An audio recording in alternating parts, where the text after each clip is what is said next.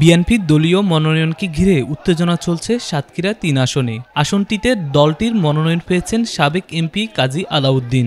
এরপর থেকেই বিএনপির কেন্দ্রীয় নির্বাহী কমিটির সদস্য ডাক্তার শহীদুল আলমের মনোনয়নের দাবিতে উত্তপ্ত হয়েছে কালীগঞ্জ উপজেলা। আন্দোলন চালিয়ে যাচ্ছে তার নেতাকর্মী ও সমর্থকরা। বৃহস্পতিবার বিকেলে পাল্টাপাল্টি কর্মসূচি পালন করছে দুই পক্ষ। কালীগঞ্জ সরকারি কলেজ মোড় থেকে নেতাকর্মী সমর্থক নিয়ে একটি আনন্দ মিছিল ফুলতলা মোড় অভিমুখে যাত্রা করে বিএনপির মনোনীত প্রার্থী কাজী আলাউদ্দিন।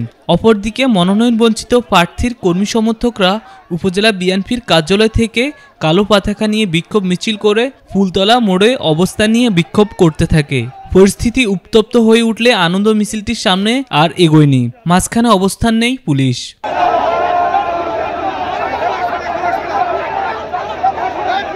মনোনয়ন বঞ্চিত প্রার্থী ডাক্তার শহীদুল আলমের কর্মী সমর্থকের দাবি, তাকে মনোনয়ন দিতে হবে, না হলে আন্দোলন চালিয়ে যাবেন তারা।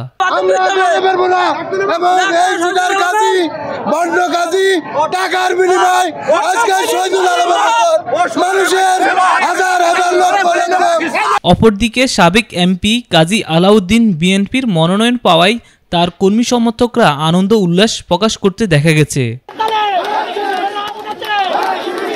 এছাড়া কাজী আলাউদ্দিনের মনোনয়ন বাতিল ও ডাক্তার শহীদুল আলমকে মনোনয়নের দাবিতে বিক্ষোভ মিছিল সমাবেশ হয়েছে আশাশুনি উপজেলায়।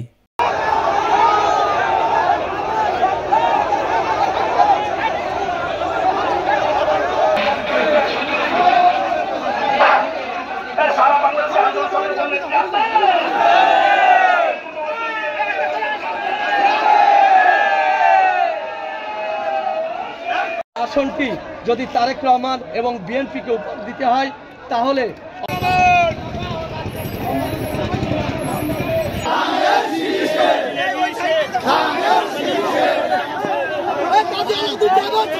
Hey,